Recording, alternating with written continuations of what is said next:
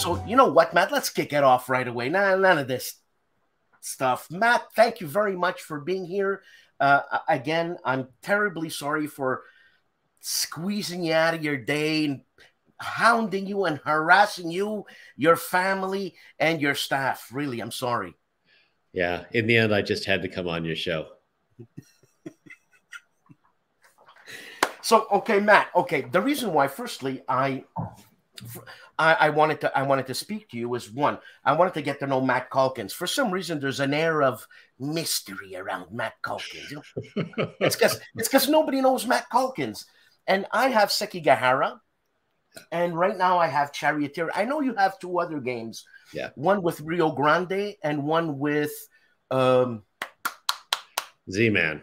Z-Man. What's his name? I forget his name. I met him once. Nice guy. Oh, he is a nice guy. It's been a while. Nice guy. Did you ever meet one of his partners? Tall, good-looking guy, crazy? No, I'm sorry. Not that I recall. Not that you recall, eh? Okay. I can sense you're a man of action here. Matt, Charioteer, man. Yeah. Now, I've got a few questions before getting into getting to know Matt Calkins, you know. First of all, Matt, I know it's difficult. And can I call you Matt? Oh, yeah, please. Can I call you Cheech? That's not my name. Okay. Okay, Matt. To make something simple, I know. I'm a musician and a composer. And to bring things down to its simplicity, one, you need skill. You need a lot of experience. And I'm going to say musically in your head. So as a designer, you need skill, mechanic-wise. Listening as a musician, you playing, observing, stealing and making it your own. Because I know you've stolen, Matt. I know you've stolen. I'm reading Charioteer and you've stolen, but you've made it your own, which is pretty cool. But nothing gets past me. No, I stole it. Nothing gets past me, but I'll tell you. I'll tell you what you stole. Okay. So, how many years in development this game, starting from the kernel? Oh, man. 7. I mean, I take a long time. I've only published 4 games, and I've been doing it for 20 years. So I proceed very slowly with new games, and I develop them it's actually an advantage to do it slowly, because then you create distance. You create a design, and then you move away from it. Then you re-engage with it. When you re-engage, you can see very clearly what's wrong with it. And so it helps me to design games slowly. And Charioteer, you know, it was 6 years at least. Yeah. And who do you bounce these ideas off of, or do you bounce any ideas off of? I don't do a lot of bouncing, actually. It's mostly me. There was a little bit of play testing, though not a lot. And it was mostly just, you know, me coming back to the design and saying, you know what, I don't love it yet. Here's what isn't quite working for me. I'm relentless about imperfections and things that aren't clicking right. I want elegance. My real goal in a game is elegance. I want a novel mechanism and a very clean, comprehensible, high throughput mechanism. So I want to, anything that's slowing the game down, any impedance, I've really got a problem with it, and I want to get it out of the way. And what you should be left with after all that reductionism is a set of mechanisms that are each absolutely necessary. And that's similar to what you're saying about music, right? It takes a lot of work to simplify something. Absolutely. I once heard about Ozu's classic film Tokyo Story. That, yes, love not it. a shot is wasted, right? I mean, it's a long film. It's by no means short. It's 2 hours, but they say that every shot means something, and you needed that shot in order to tell the story perfectly well. Well, I admire that kind of artistry. In fact, Ozu's terrific generally, but that kind of artistry where everything that is remaining in the art was necessary. I aspire to that. Yeah, it's because from Freddie's interview, I wanted to pick up key things. I didn't want to watch the interview because I just wanted to experience Matt Calkins myself, you know. Getting to know someone is nice, not having any biases and all that. And you are a Japanese fan, obviously, and I noticed you were a Japanese fan because of the neglect of Chrome and Sekigahara. I said, this guy, man, he got it. He understands that a grain of rice is a grain of rice. And you know what I'm saying? There's nothing more to it. It's simplicity. It's not minimalistic. It's Japanese as far as I can say. And I don't even know where the hell I was going with this question. But you said something concerning, oh yeah, the Ozawas. I'm a big Japanese film buff. Oh. And it escapes me, the major guy. Kurosawa, for God's sake. Kurosawa and his teammate, Toshiro Mifune. Yeah. Now, I'm going to talk about you when you said that you don't bounce much off of your ideas off of anybody. You seem to steam and grumble yourself. You wanna get stressed yourself and figure it out yourself. Now, is that a character trait or is that just something that? Yeah, that's how I work. That's right. It's probably the same in my professional side. I just grind away at things to try to make them the way I want them. And by the way, a game is something that you can think about at all times. If you're working on a game, you could be working on it as you commute, as you fall asleep. You could be working on it in the background of a boring conversation. I mean, you're always thinking about a game.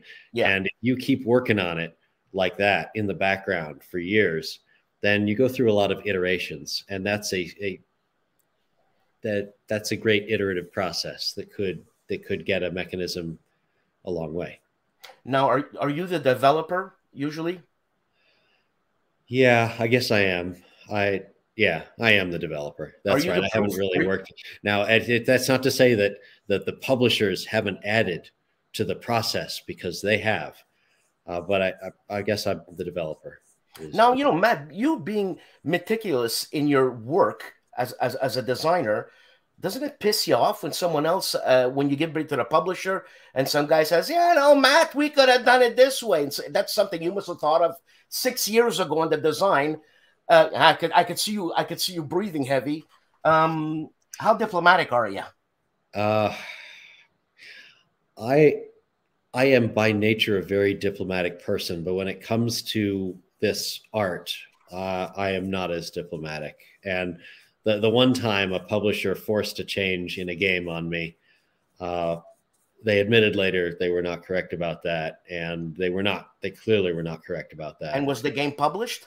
It was. It was part of Tin Goose from Rio Grande, and there's an optional rule in there that Jay Tummelson insisted on. Look, I appreciate that he ran the game. I do. I wanted to do a game with Rio Grande, and I did, and so I'm happy with that. But I wouldn't use that optional rule. But okay, so you wanted to work with Rio Grande. That's funny that you say that, because basically in your position you could work with anybody you want. Nobody. If I'm composing something and someone wants to change it, in all honesty, man, I don't care who you are. That's my idea. This is why you came to me, or I came to you, because you liked me, my idea. So why change it now? You know, I think there's a lot of game publishers who think they know better than the designers. And I'm not saying whether they do or they don't, but they're in a position where they typically interfere in the design process. Not all designers would do that. Take Reiner Knizia, for example. He prides himself on a design being done. When he hands it in, he doesn't need feedback. It's good. And generally, there is no need for any changes to one of his games, because they are so well balanced and so well considered. And I think not all designers are in that category. And in many cases, the publisher probably feels like they have a lot to add. I'm not saying they're wrong. No. I understand. I mean, some artists, look at Wagner, for God's sakes, man. He created his own opera house and his own props and all that you know what I'm saying? And it's funny you mentioned Reiner Knizia, because you remind me a little bit about him. Your name, Calkins, is that Scottish? No, it's English. It's English, eh? Yep. The earliest I'm aware is Right on the border of Wales, but still in England. Oh, in Wales, okay. Yeah. And because Reiner Knizia is he's his own product. You know, I mean, didn't he quit life in terms of work and design and just focus on designing? Well, he was originally a banker. He had a PhD in mathematics. He was a banker, and even when he was designing some incredibly good games, he would say, "I'm not sure I'm a game designer." Oh my God! Because he's got so much going on, and I can appreciate that actually, because I'm not a game designer. It's a sidelight for me, and I love it, but I can't spend too much time on it. So I get where he's coming from. But to be as good at it as he is and still not be sure that he's a game designer, like he's one of the 5 or so people on earth who's actually making a good living designing games. Yeah. I'm not, but he's doing that, and he's not sure that's what he wants to do as he's dropping masterpieces right through the mid 90s. Well, he's your ultimate romantic artist, man. He's never satisfied. I'm sure that when he puts out 90% of his games, he can redo something. But someone taught me in my musical life that at one point you got to let go to baby, because if you coddle that baby too much, man, you're gonna have a defunct child. Yeah, well, in a way, Knizia is an example of not letting go, because he'll publish it, and then in many cases he'll do a revision. He'll essentially adapt it into a new design. And so a lot of his mechanisms see reuse. Yes, absolutely. In more of his own games. And that's one thing you said to Freddie. You said that you do not want to reuse your mechanisms. You want the challenge of a new challenge, for lack of a better word, in mechanism. Is that right? You're right. What I love most about designing a game is creating a unique and novel mechanism. And so, and I have very limited time to spend on games, whether playing them at a tournament or designing them, and very, very little time. And so I don't choose to redo a mechanism. I choose to take my favorite part and indulge in it again. I want to invent a new mechanism. I've done now 1 racing game, 1 abstract game, 1 business game, 1 war game. I haven't even repeated a genre, never mind a mechanism. That's true. That's what you said. That's right. That's true. You haven't. But isn't there comfort in something you know already, and having an idea and bringing back some of that comfort in the game? It works. What if it ain't broke? Yeah, but it's not an adventure, right? I want to have a adventure in logic. I want to challenge myself to depict a new situation entirely different from the other situations that I've depicted in games, depict a new one with a logical mechanism that still makes a good game. So yeah, so it's more fun, right? I mean, it's making a pearl out of a new grain of sand, right? I'd far rather do that than that's the magic in game design. Okay, so your artistry is basically mathematics. It's numbers. I agree. Yeah. But still, your designs are elegant. That is absolutely what I'm going for. I remember after Sekigahara was published, somebody did maybe a year or 2 after, there was a survey on Board Game Geek about what the most elegant game was. And Sekigahara actually came out #1 in the survey in Board Game Geek. But I was so pleased. I thought that's exactly what I wanted, was to emphasize elegance. What critiques did they offer on your elegance? Was it just packaging, or was it the mechanics, the whole idea behind it, the simplicity of it?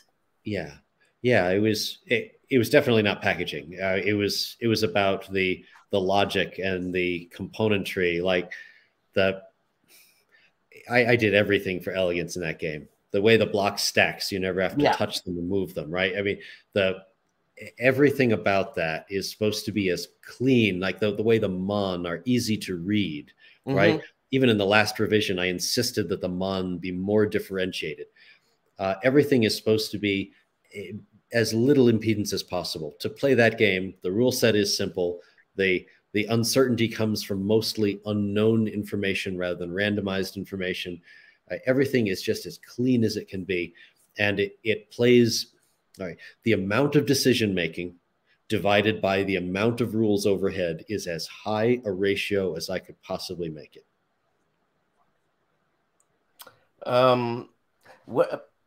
Where do you get your philosophy from? What society do you basically agree with? Like personally, or as a game designer? Personally, but it shows in your game design, because that's what happens. Okay. I like Japanese aesthetics. I'm a minimalist. You like that? Okay. And kind of a personal sense, I guess I'm more a stoic than anything. Okay. And you were saying that you're always thinking about a design, and I'm in a boring conversation. My super not now. Not now. Thanks, man. My superpower is ADD. I have attention deficit hyperactive disorder, and it's a superpower when you use it properly. When you're focused, it's just, I'm unbeatable. When I'm focused, you can kiss my hiney. I'm focused. Do you have a superpower? Maybe not. No, I just keep working on things. I don't think I have a superpower. No successful person is normal. Impossible. I mean, I don't look think at anyone's Einstein. normal. And I don't think people should consider themselves or aspire to be normal. We're all unique. And I think it's great for everyone to realize that they're not a member of a set unless that is a set of one. Jesus, Matt, we could be buddies, man. God, man. Anyways, okay. I jump as you know, I'm ADD. I'm going to be jumping subject to subject. Okay, I hope you can follow, man. Yeah. Okay, so your simplicity in cards there in the Charioteer, right, where you have 3 cards with basically all 3 5s, and your method or your mechanic of it's quite simple, really. But why didn't you just? No, it's very pokerish, right? Am I right? What? I'm talking about like this here. You got to get a set of hands. Yes, you're making sets. That's right. The key here, the key behind Charioteer is that I wanted to get away from the typical game mechanism in which a card does something and it takes one card to do a thing. Right? A card can do one thing and it takes one card to do a thing. That one-to-one relationship is boring to me. Right. And I thought, I'll try to create a game where it takes more than one card to do something and every card is good for more than one thing. Right. And therefore, every time you play a card, you make a sacrifice. That's the key thing. That's the fundamental truth to Charioteer. Every time you play a card, you make a sacrifice. You chose not to do the thing that card could otherwise have done. Everything's a trade-off. And I brought that idea down to the simplest possible rule set for playability. It was a bit of a challenge for me, actually. I tried to create a game that could play really quickly and still have interesting decisions. So this is my experiment. It's a foray into a playable game, a really streamlined, fast-playing game. You should be able to play a turn in which everyone gets to make a decision in 2 or 3 minutes, right? That's the pulse of this game, right? And when I play it in 2-player mode, the game takes about 23 moves to finish, 20 to 23, depending on how fast you're racing. I can finish a game in 45 minutes, 2-player. And if I add maybe 3 or 4 players, if they're as fast as those core 2 are, then I can still finish in an hour, which means turns are happening every, say, 2 to 3 minutes. That's what I wanted. What is the decision pulse frequency of this game? And I did everything I could to dial that frequency higher. How rapidly can this game deliver you an interesting decision? Could it happen every 5 minutes, every 4 minutes, every 3 minutes? If you think about a typical game, about the pulse of decision making, now not between any decision, by the way, but between interesting decisions. I evaluate games this way. right? Do I have to wait 10 minutes to make an interesting decision? I know games where I have to wait 30 minutes to make an interesting decision. If I'm playing Axis and Allies, right, and I make my move, I might as well walk away because there's time for lunch before I have to make another interesting decision, right? I wanted a game where you got that down to an absolute minimum. And, you know, I'd be interested to have a comparison, by the way. I wonder which games deliver interesting decisions that quickly. You know, Speed Chess does, I guess. Right? I mean, there's other ways to do it, but I would like to know. To me, that's a valid category for exploration in game design, and I'd love to see some sort of evaluation. Now, your method of movement here, okay? When you're taking a corner, you got two sections of cornering. Normal cornering, you gotta zigzag your way.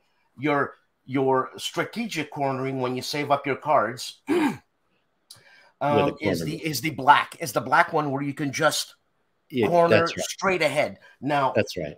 Have you played or have you seen Jeff Horger's game, Grand Prix, or the rally one? I forget what it's called. Have you seen that? No, I've never seen them, and I'm not aware of any game that's done what I did. Now, it doesn't mean that there aren't games that have done it, but no, I'm not aware of one. No, but it's funny because it's a Indy 500 type of mechanic, but you're using another car to block this, so he can go straight ahead like that. But here you're using cards, so okay, I get you. You passed that one. And you have a hidden auction mechanic, which was a game I played, which I thought it was genius when I played it, and that was Power Grid. And I know you mentioned Power Grid with Freddie, and I thought, holy cow, Power Grid. I think that's a genius game. Now you have your three cards. You have your crowd cards, okay? The crowd cards. And they're moving up. They're moving up slowly. So you're building your strategy there.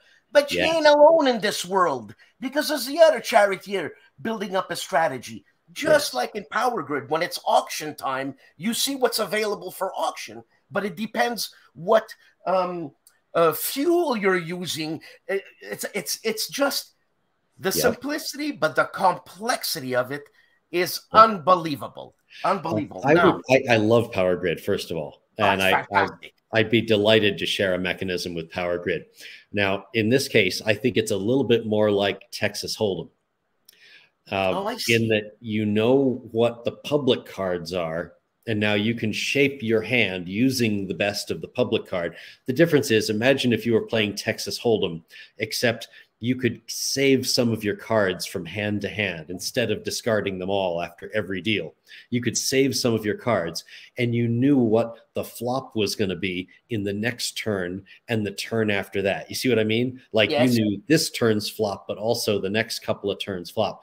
And so you could say, wow, I've got the ace of spades, and it would work really well in a straight right now, but two hands from now, there's going to be a pair of spades in the flop. And so I'm going to hold my ace of spades right now and not use it, even though it would have helped me win this pot.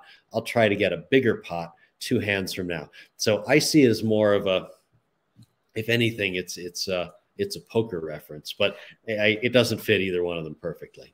But Matt, I don't know Texas Hold'em very much. I know Power Grid very much. The thing is that there's that one card available. In Texas Hold'em, if I'm assuming correctly, you always have the cards in your hand and everybody's able to play that card on the table. Is that right? Everybody gets the table cards as part of their hand, and you have 2 hole cards that are yours alone. And depending on how good your 2 cards make the total hand versus how good somebody else's 2 cards make their total hand, that's how you win or lose overall. Now, the card that is available from the crowd, that's available for one person to pick up. Is that right? Yeah, no, it's for everybody. Ah, sorry. Everybody uses it. Yeah. I got you. Now I understand why you thought it was more Power Grid-like. That's right. But it's really more poker-like in that it's a universally available card. I got you. And I'm sorry for that ignorant comparison. Okay. All right. Okay. I have so many questions, man. First of all, Matt, why so simple? Why bust your chops on simplicity? Yeah. Well, that's a good question. It may have to do with the limited time I get to spend on games, in that I appreciate games that I can understand the first time. Yeah, but that's a contradiction because you're a very busy man. So Well, to yeah, create that simplicity. So I prefer games that you can understand and play well the first time. So I mean that kind of makes sense to me. But it could also just be a general preference for simplicity. I think that I like that even outside of games. I would prefer simplicity in art. I prefer... Yes, of course. Yeah. So I think it's a general preference for me. And it's the logical conclusion of my take on board game design. I'm very mechanism centric. And if you care about the mechanism above every other aspect of a board game design, then it's logical to me that you would try to take the mechanism to some kind of an extreme. And it seems that extreme would be that it depict the most with the least taxation upon the player. Actually, you've grown that question in my mind. To attain simplicity, Matt, yeah, takes many, many, many, many years of trial and error, man. So yes, that's time. That's time there. Yeah, that's right. But if I take years on it and it saves other people years of playtime, then that's okay, right? That's just making the art good. So who's your audience in terms of Charioteer? Yeah, I don't think it's esoteric. I think that I may have theoretical reasons for what I did, but in the end, it should just be straight up fun. It should be a fast playing, logical game that allows a good player to have a better chance of winning than a not as good player. That to me is an essential component. And a lot of race games, you don't really feel that. If you have 10 games of, insert typical race game here, with a player who's much better or much worse than you still might win 5 of them. And I wanted Charioteer to reward virtue, which is to say, to let you do better if you play better. And there are plenty of decisions to make. How many colors do you specialize in? How long do you follow the emperor's wishes? How much do you sacrifice to get learning? And do you do it in all the colors? When do you play your +5 boost tokens? And can you use all your tokens by the end of the game optimally? Do you wait for a 6 card to get a token, or do you play the 5 card when it's expedient? How well do you cycle cards through your hand? That's a strategy in itself. That's a big part of the game, is cycling cards through the hand. There's actual strategy, and a better player won't win 10 times out of 10, but they might win 7 to 8 times out of 10 over an average player. And I think that's pretty good. So that's one of the things I'm going for. I wanted to get down to fast throughput and simple and easy mechanisms and elegance, but not lose the fact that decisions are interesting and better play usually wins. And why not more carnage? Oh yeah, that's kind of controversial, and that was a point of controversy with GMT as well. Really, because everybody's thinking Circus Maximus, the game, right? Yeah. When they see this, and Circus Maximus is famous for carnage. I mean, talk to anyone who's ever played Circus Maximus for more than 5 minutes, and they will tell you a story of an individual who won the race as they got dragged behind the chariot, right? I've heard so many stories about that, and yes, they are cool, right? That's fun. It is clear that that person had a good time. Okay, so that doesn't put you off. That doesn't put you off. I like it, but I'm not designing that, right? I'm designing a light game that is supposed to be inclusive.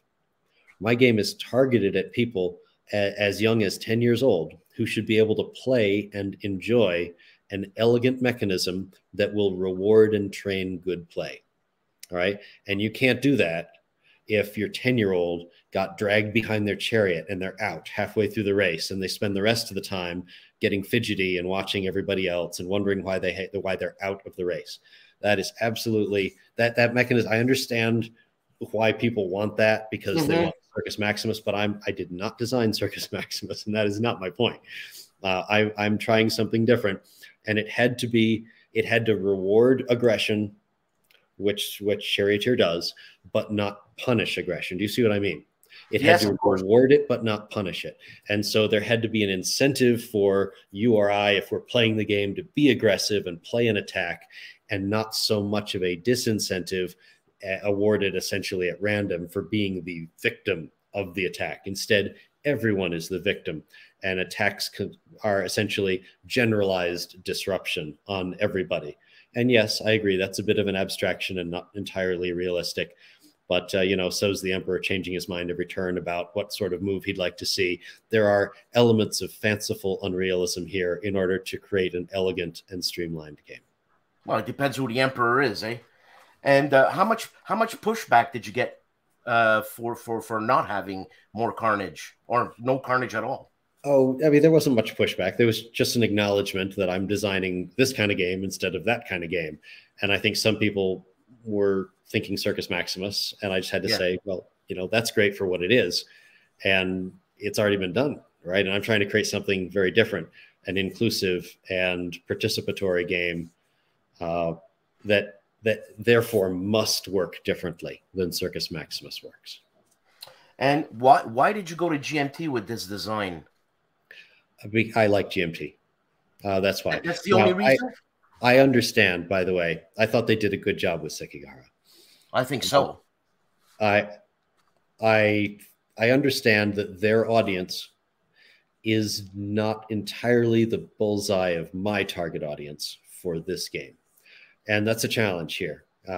This game might more easily have found its audience through a different publisher. And I worked with GMT because I liked them. I trusted the quality with which they would publish it, even though I acknowledge the potential mistargeting. I hope the game finds its audience. I think GMT makes a great game. Oh, absolutely. And you can see that in some cases, they have had a lighter weight game that did find its audience. I'm thinking Battle Line, for example. Right. It's one of their top 2 sellers. It is. Yep. And Battle Line is a lot lighter than Charioteer. So if they can reach an audience with that, then I'm hoping they can reach an audience with Charioteer as well. Because obviously GMT you're catered more to war gamers, and I'm using it in quotations. And if you would have went with Rio Grande, you're hitting a Euro market. Yes. Which is, well, one, it's more profitable, but I don't think that was the idea. 2, it's more, you're going to get more, for lack of a better word, Matt, I'm going to use fame. You're going to get more, out of it than you would have had with GMT. Well, I care more about the quality of the product and the team relationship between me and the publisher than the fame, and surely more than the money. So I felt confident that GMT would create a quality representation of my intentions. Which in the end I think they did. I think they did. And I was going to ask you another question, but you answered it previously. I was going to ask you for, so are there going to be any expansions? Forget that question. And would you, like, please, with all due respect, would you consider this a beer and pretzel game? Well, let's see. You could perfectly well play it that way. You perfectly well could. It could be played at the end of a session. It could be played in a casual manner. Sometimes beer and pretzel games require no extended thought whatever, which is to say they are entirely tactical and without strategy. I don't know if that's a necessary component of beer and pretzels, but Charioteer does not fit that description. You should be thinking about the last move when you make the first move. And so that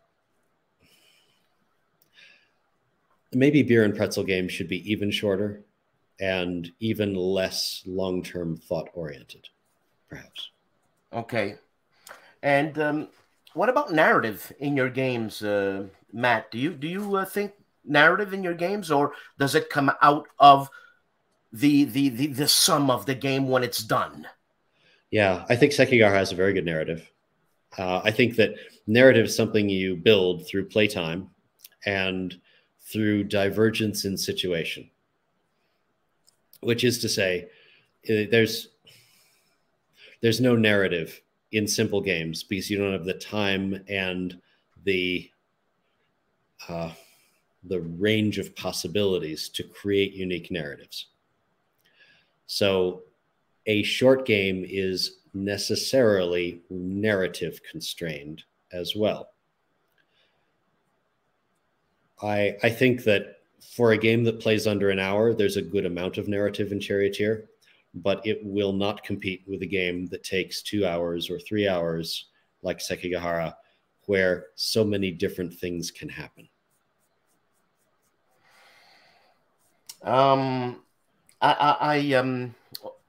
In your interview with Fred of HOLLANDSPIELE, you said that if you go to a con, you go to one con specifically, and that's WBC.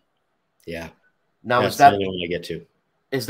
That's because of proximity? No, it's just because it's the best one I know of that I can get to. I mean, the competition is good, and I go to a tournament to play games or learn them against the people who are the best at them, and that's a good place to meet those people. It's not that I've given other conferences a fair shake. I've never been to Gen Con. I've never been to Spiel. So I just found it and it works for me, and I haven't experimented with many others. Do you actually compete? And you know, they have 2 floors. The second floor is basically the chess room where everybody's very quiet. And, you know, is that where you go compete, or you're basically downstairs with the hubbub of everything? Do you mean at WBC? Yeah. Oh, I definitely compete. Yeah, no, I play the tournaments, and yes, that's really what I'm there for, is to see if I can do well at the most interesting games against. So what games? I'm curious. What game would you compete? Well, I've the Power Grid. I've won Power Grid tournament 3 times there.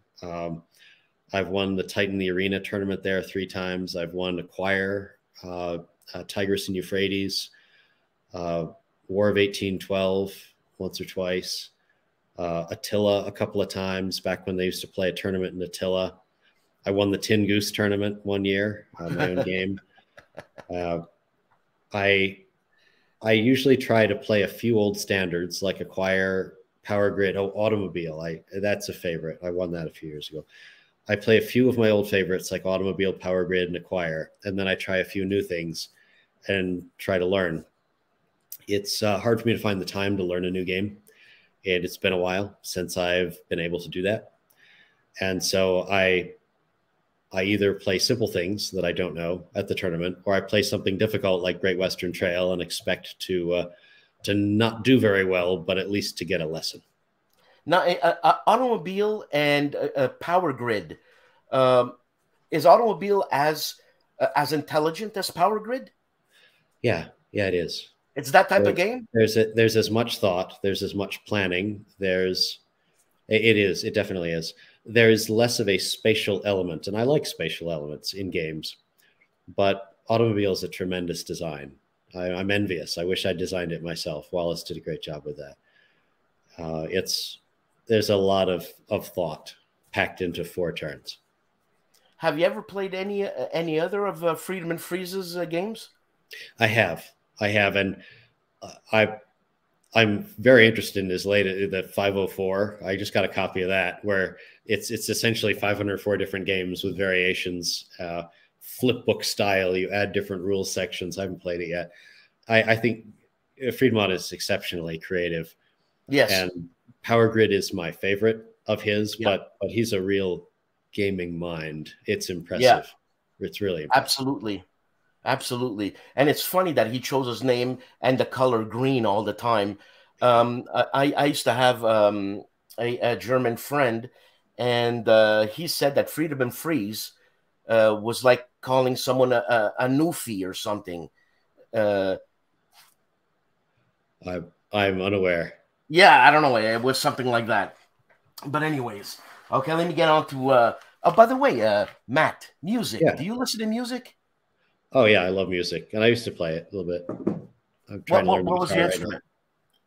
now. I played the trumpet through high school and college, and after that, I couldn't play the trumpet anymore. Too much dedication, so I've tried to take up other things and get into the guitar right now. I've played the ukulele, piano. And what's your style of listening pleasure? Well, I'm pretty eclectic. I like everything, and I like to joke with my kids. I'll play DJ when we're in the car together, and I will pick such impossible transitions from thing to thing. I will go from just from genres you would never combine, and the contradictions are funny. But I like things in nearly every genre, and it's fun to share them. You're a jazz man? Yeah, I play jazz. I like it. Yeah, you've been to a lot of jazz concerts. Yeah, I have. You ever see McCoy Tyner? I have not. I'm just saying because here in Montreal we have a huge Wicked Jazz Festival. Yeah, and we get some incredible names. I remember one concert. There was Herbie Hancock, Pat Metheny, Jacques DeJohnette on drums, and Dave Holland on bass. And I'm like, where are you going to get this? This is all-star. This is all-star. You know, Herbie Hancock. Anyways. Yeah. Okay, so here's another question. What draws you to a gaming subject? Well, you know, I love history. And so sometimes I'm just interested in an aspect of history. So I'll look into it for that reason. Certainly for Japan, that was the case. And early aviation drove the Tin Goose design. I think every game should begin with a puzzle. This is the opposite of Reiner Knizia, who starts with mathematics and builds upward toward a theme. My preference, and I don't always do this, I've clearly violated this rule, is to begin with a real life situation and try to reduce it to a mechanism. And I think that's my ideal, my favorite way, because then you're truly wrestling with history, with real circumstance, and trying to gamify a situation which you first must understand, must reduce to causal connections, must understand in all of its possibilities, because things could have happened other than what did happen. And then to make a mechanism that incorporates all that, it's sort of an act of comprehension in addition to an act of depiction, and in that order. So what's next on the table for you, man? Well, I do have one, and I mentioned it briefly in the other interview that you've referenced. My next game is a promotable dice game that depicts two different racket sports. It's going to go with GMT, and GMT says they're going to pitch it as LAIR's dice with promotable dice, which is, I would say, a pretty good description of what I'm trying to do. In every point, it's tennis or squash. For every point, you bid how much you will pay, how much skill you will bring to this point, and the high bid wins. And then you have to pay it. And you pay it from the dice you rolled. You have one base die, but then there's other dice depicting special skills. And if you spend one of those skills, if you need the points on that die, that skill becomes fatigued. You'll see it again later. And if you don't want to spend your dice and fatigue them, then you can spend your energy points. And if you spend those, they're gone. You get a trickle of energy through the game. But you're playing LAIR's dice with non-renewable resources. and you're making sacrifices. There's a tactical versus strategic element. For example, you have opportunities during the game to promote an ability. Say, at this moment, I have a chance to get better at touch. But if I do promote my touch die from an 8-sided to a 10-sided, which is going to make it better in the rest of the game, then temporarily, I will not get that die. I won't get it for the rest of this set. I have to sacrifice my touch die for the rest of this set in order to be better at touch for the rest of the match. So there's a trade-off going on. You have to make decisions like, is it too early in the set to give up the rest of the set of my die, right? Should I do this right at the end? And if so, I'm pushing my luck. What if I don't get another opportunity to upgrade my touch die toward the end? Or maybe I'm so confident of winning this set that I'm willing to give up this die early, but of course it does put me at some risk of the other player having a comeback, especially if they've still got all of their skill dice and I've sacrificed one of mine. So there are interesting decisions, and again, it plays very quickly. This is a 2-player game. It's done in 30 to 40 minutes, tennis being a little bit faster than squash in this case. And it's full of, it's full of good decisions, and good play generally wins. I think it's even more tilted toward good play than Charioteer, and even faster than Charioteer to play. So if anything, it takes the mission that I've been exploring with Charioteer to be quick, simple, and determinative, which is to say good play wins, and it takes it up a notch in all regards. So when you bid for the dice, and you win the bid, that doesn't necessarily mean there's still a chance for an error. Oh no, you win. You're not allowed to bid something you can't pay. No, but I mean, because I'm assuming that once you bid for those dice, then you got to roll those dice and you got to make the shot. Oh no, you roll first. You know what you've got, and the opponent knows what they've got. You've each got a dice cup, and you know what you have. And so I open up and say, look, I'm gonna play 8 skill this to win this point. And the other player says, no, I'm gonna play 12 skill to win this point. And I say, fine, you win, pay it. And they pick up their dice cup, and it turns out they got to spend a bunch of energy and 2 of their skill dice. And I think, well, I'm glad I didn't try to bid higher. You paid a heavy price for that. That's cool, man. I like that. I'm not going to take up too much more of your time, Matt. We're going to end this very soon. In your goals to the game, do you bank on mistakes? Meaning, do you improvise? Are your ideas improvisatorial? I can't say the word. Because as a musician, sometimes when you're doing something and you're blocked and you don't think, that's when the best idea comes out.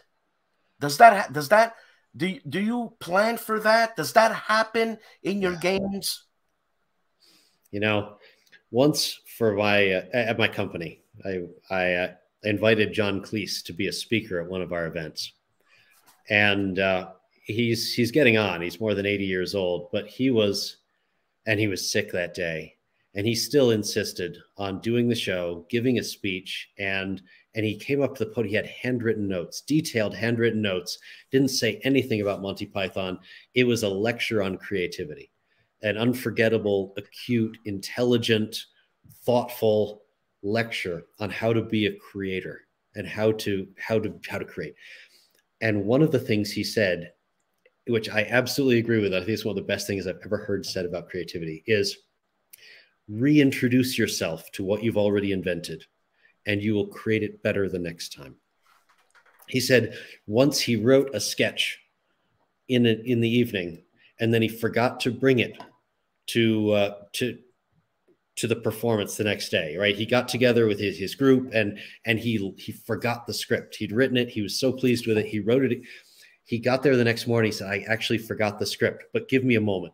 And he wrote it down as best he could remember, and they did it. And then he took it home that night, and he compared it. He said, I don't know why, but it's funnier, right? The new one is actually funnier than the first one, and all I was trying to do was remember it, I still got funnier.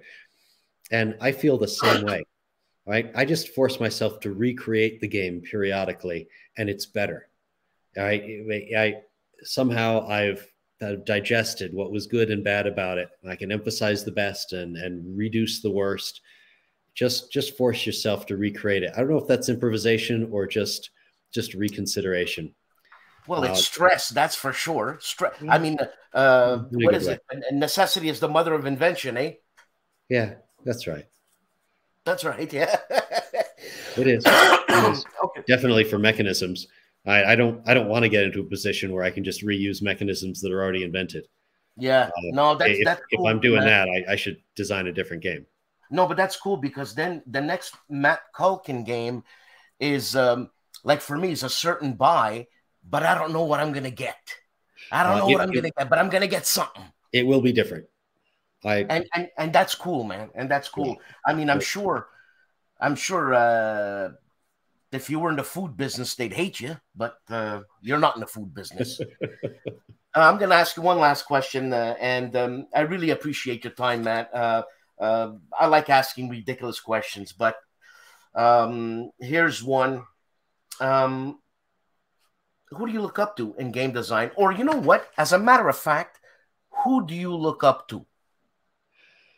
Well, let me take that question narrowly, if you don't mind, because I look up to so many people for different aspects.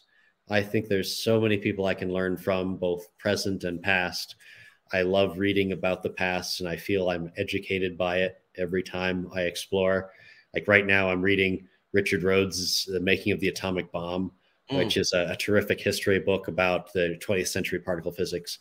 And character after character and situation after situation, I feel like I'm learning something. So that latter question may simply be too large to handle here. But in game design, you know,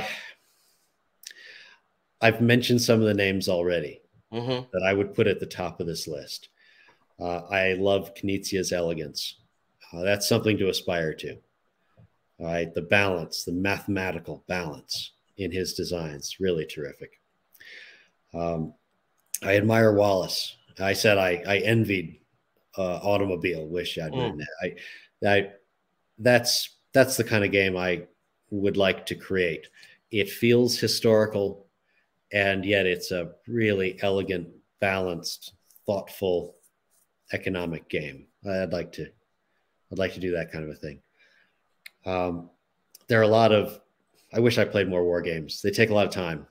And that's that when I bring a group together, it's got too many people for a war game. But there are a lot of great designs. And I got to say, a lot of them published under GMT, right? They've got a stable of classics, many of which I've really enjoyed. If I had to call out, like Hannibal, really enjoyed Hannibal. Mark Simonich, eh? You know, Mark worked with me as well. Though I think it was Mark Herman that created Hannibal. Oh, you're talking about the I'm thinking of the Hannibal that Mark Simonich co-designed with a Polish company. Okay, not that one. You're right. Okay, yeah. He did Washington's War. Yes. It was We the People, later created Washington's War, and then he got innovating the card-driven design, and then Hannibal. I think that series was really innovative, and I love the way it broke ground with new mechanisms. And of course, I'm an admirer of good new mechanisms, so I would put that sequence as one of my highlights in wargaming. I like block games. Napoleon being a favorite there. Yeah. It's been through a few iterations, but that's a great game. So anyway, there's some favorites. Have you heard of a musician called Al Stewart? Yeah, I think I have. He's a historian writer. He almost everything he writes about is about history. Yeah. But anyways, again, Matt, thank you very much. I learn from listening to you. It's great. And you're down to earth for me. You're down to earth. And is there a mystique about Matt Calkins, or is Matt Calkins just a regular guy? Wow, I'm not trying to create any kind of a mystique. I don't know. Is it my absence from a lot of gaming events? I would say. What creates a mystique? I'm not trying to be inaccessible. I just gotta. No, I understand. No, that's not what I'm saying. I'm just saying you've designed, especially for GMT, you've only designed 2 games, and one of the games is basically it's a classic. It's like Sekigahara is a classic right now. So it's like, who is this guy, Matt Calkins? Like Matt Calkins, what is he doing? That's what I'm talking about. That's just me. Well, I say it's maybe the best experience I've ever had in gaming is seeing how much people have appreciated some of my designs, and Sekigahara being accepted as a classic has meant a lot. So yeah, I've enjoyed a lot of things about gaming, from tournaments to fiddling with mechanisms to anything in between, and that's got to be the highlight. And how do you want to go down, man? As an artist or as a businessman? First of all, thanks for calling game design art. I agree. Absolutely. Game design is art. Yep. Absolutely. Yep, it is. It's art in mechanisms, but it should be recognized as such. And if you see how much games mean to people, it's an under-recognized art. Mm-hmm. Yeah. And is it that or business? You know, I both, I guess. I mean, because I feel very attached to what I've done in both areas. Okay. Yeah. Matt, thank you very much. Like life awaits us. And thanks again, man. I want to thank you. This has been such a fun conversation. These are cool questions. It is a pleasure to speak with you and to reach your audience. And you were persistent in getting me on the show. So I want to thank you, not just for the past hour, but for the work it took to kind of cajole me to show up. I'm glad I did, and I really appreciate the time. So thanks, Matt. That's very nice. Thanks, very nice. And I won't bother you anymore. Don't worry about it, man. It's over. Thank you. Have a good day. Okay.